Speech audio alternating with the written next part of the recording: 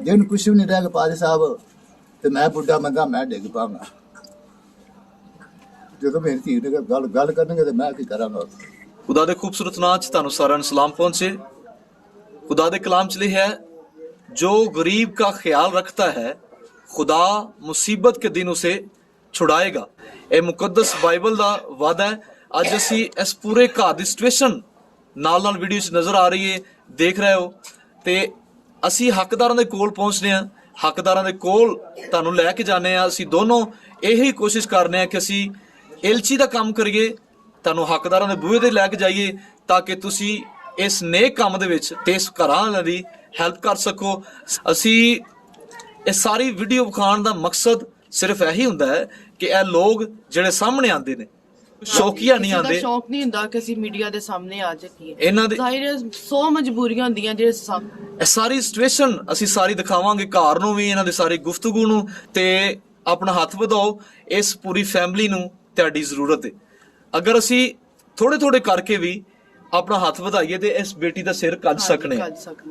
ਇਸ ਸਿਚੁਏਸ਼ਨ 'ਚ ਮਹਿੰਗਾਈ ਤੇ ਬਹੁਤ ਜ਼ਿਆਦਾ ਹੈ, ਹਾਲਾਤ ਬਹੁਤ ਜ਼ਿਆਦਾ ਖਰਾਬ ਨੇ, ਘਰਾਂ ਦੇ ਵਿੱਚ ਰੋਟੀ ਨਹੀਂ ਪੂਰੀ ਹੋ ਰਹੀ, ਲੇਕਿਨ ਧੀਆਂ ਦਾ ਬੋਝ ਕਿਹੜਾ ਹੈ ਉਹ ਸਾਡੇ ਸਿਰਾਂ ਤੇ ਉਨੀ ਦੇਰ ਤੱਕ ਰਹਿੰਦਾ ਹੈ ਜਿੰਨੀ ਦੇਰ ਤੱਕ ਆਪਣੇ ਘਰ ਨਹੀਂ ਚਲੇ ਜਾਂਦੀਆਂ।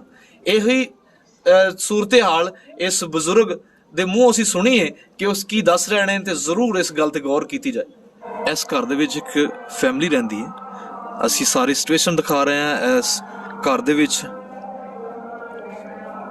ਮਾਂ ਨਹੀਂ ਹੈਗੀ, ਪਿਓ ਤੇ ਧੀ ਰਹਿੰਦੇ ਨੇ, ਜਿਹੜੀ ਇਸ ਮਹੀਨੇ ਦੀ ਕਿੰਨੀ ਤਰੀਕ ਨੂੰ ਜੀ ਸ਼ਾਦੀ ਹੈ? 15 ਤਰੀਕ ਨੂੰ, ਐਸੇ ਮਹੀਨੇ ਦੀ 15 ਤਰੀਕ ਨੂੰ ਸ਼ਾਦੀ।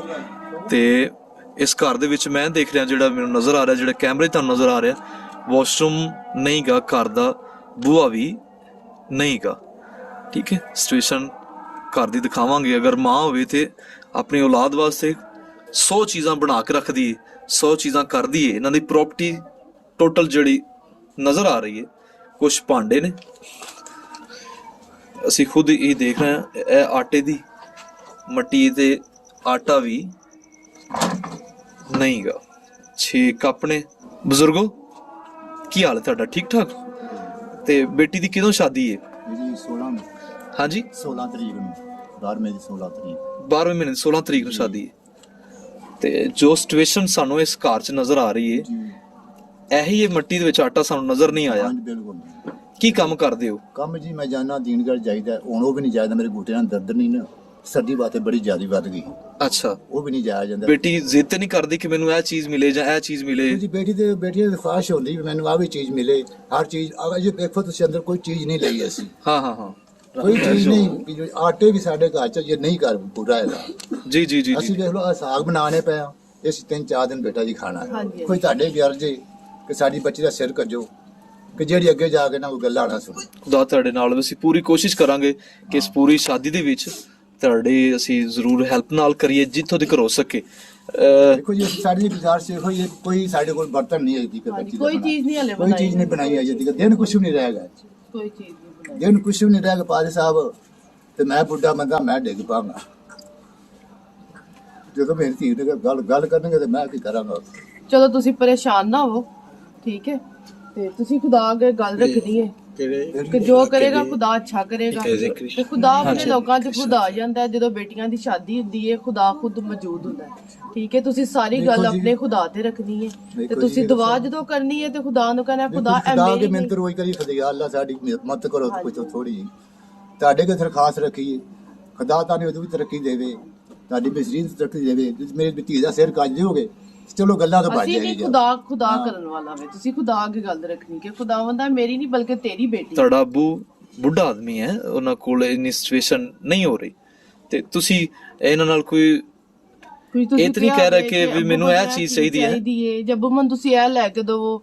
ਭਾਈ ਮੈਂ ਅੱਬੂ ਨੂੰ ਕਹਿ ਨਹੀਂ ਸਕਦੀ, ਅੱਬੂ ਕੋਲ ਕੰਮ ਨਹੀਂ ਹੁੰਦਾ ਤਾਂ ਉਹਨਾਂ ਨੂੰ ਕਿਵੇਂ ਕਹਿ ਸਕਨੇ ਅੱਬੂ ਨੂੰ। ਮਗਰ ਜ਼ਰੂਰਤ ਸਾਰੀਆਂ ਚੀਜ਼ਾਂ ਹੁੰਦੀਆਂ ਨੇ, ਬਰਤਨ ਵੀ ਸਾਰਾ ਕੁਝ ਤੁਹਾਨੂੰ ਪਤਾ ਘਰ ਦੀ ਜ਼ਰੂਰਤ ਹੈ। ਹਾਂਜੀ, ਅੱਗੇ ਸਮਝ ਜਾ ਕੇ ਬੜੀਆਂ ਗੱਲਾਂ ਇੱਥੇ ਭਜਾਈਆਂ ਨੇ ਸੁਣਿਆ ਦੀਆਂ, ਅੱਗੇ ਜਾ ਕੇ ਉਹਨਾਂ ਦੀ ਸੁਣਨੀਆਂ ਪੈਣੀਆਂ। ਤੇ ਭਾਈ ਨਾਲ ਮਿਹਨਤ ਕੀਤੀ ਕਿ ਭਾਈ ਤੁਸੀਂ ਸਾਡੀ ਗੱਲਬਾਤ ਕੀਤੀ ਕਰੋ, ਸਾਨੂੰ ਸਾਡੀ ਹੈਲਪ ਕਰਾਓ। ਤੇ ਭਾਈ ਜਿਹੜੀ ਕੈਸੀ ਜ਼ਰੂਰ ਤੁਹਾਡੀ ਹੈਲਪ ਜ਼ਰੂਰ ਖੁਦਾ ਕਰੇਗਾ। ਖੁਦਾ ਤੁਹਾਨੂੰ ਬੜੀ ਬਰਕਤ ਦੇਵੇਗਾ ਤੁਸੀਂ ਜੇ ਮੇਰੀ ਮਦਦ ਕਰੋਗੇ ਭਾਈ ਜੀ। ਤੇ ਵਾਲਦਾ ਨੂੰ ਫੌਤ ਹੋਏ ਕਿੰਨੀ ਦੇਰ ਹੋ ਗਈ? ਉਹਨੂੰ ਜੀ ਇਹ ਮਤਲਬ ਬਿਲਕੁਲ ਛੋਟੇ ਛੋਟੇ ਬੱਚੇ ਛੋਟੇ ਛੋਟੇ ਸਨ। ਸਾਡੇ ਨਾਲ ਸ਼ਕੀਲ ਸਾਹਿਬ ਨੇ ਕੈਨੇਡਾ ਤੋਂ ਰਾਤ ਹੋ ਗਈ ਏ, ਬੜਾ ਸਫ਼ਰ ਕਰਕੇ ਆਏ ਨੇ। ਸ਼ਕੀਲ ਸਾਹਿਬ ਬਹੁਤ ਸ਼ੁਕਰੀਆ, ਤੁਸੀਂ ਕੈਨੇਡਾ ਤੋਂ ਤਸ਼ਰੀਫ ਲੈ ਕੇ ਆਏ ਸਾਡੇ ਕੋਲ, ਤੇ ਅੱਜ ਬੇਟੀ ਹੀਨਾ ਦੇ ਕੋਲ ਔਰ ਉਹਨਾਂ ਦੇ ਵਾਲਦ ਸਾਹਿਬ ਦੇ ਕੋਲ, ਤੇ ਸਾਰੀ ਸਿਚੁਏਸ਼ਨ ਸਾਰਾ ਵੀਡੀਓ ਦੇ ਵਿੱਚ ਅਸੀਂ ਵਿਊ ਦਿਖਾਇਆ ਹੈ। ਅੱਜ ਸ਼ਕੀਲ ਸਾਹਿਬ ਆਪਣੇ ਹੱਥਾਂ ਨਾਲ ਕੁਛ ਇਹਨਾਂ ਦੀ ਹੈਲਪ ਕਰਨਗੇ, ਤਾਂ ਕਿ ਇਹ ਵਿਖਾਉਣ ਦਾ ਮਕਸਦ ਇਹੀ ਹੈ ਕਿ ਅਗਰ ਅਸੀਂ ਮੁਸੀਬਤ ਦੇ ਵਕਤ ਕਿਸੇ ਦੀ ਹੈਲਪ ਕਰਾਂਗੇ ਤੇ ਖੁਦਾ ਮੁਸੀਬਤ ਦੇ ਵਕਤ ਸਾਡੀ ਵੀ ਹੈਲਪ ਕਰ ਸਕਦਾ ਹੈ। ਜੀ ਜਨਾਬ।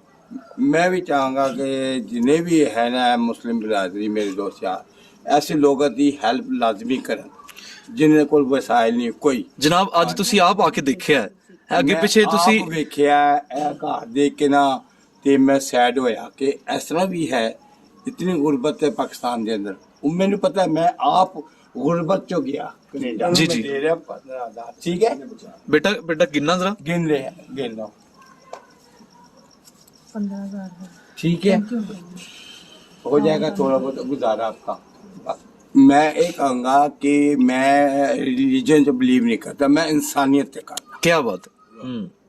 मैं इंसान ਨੂੰ देखदा, मैं मजहब नहीं देखदा कि क्रिश्चियन है हिंदू है कुछ भी। ਜਿਹੜਾ हकदार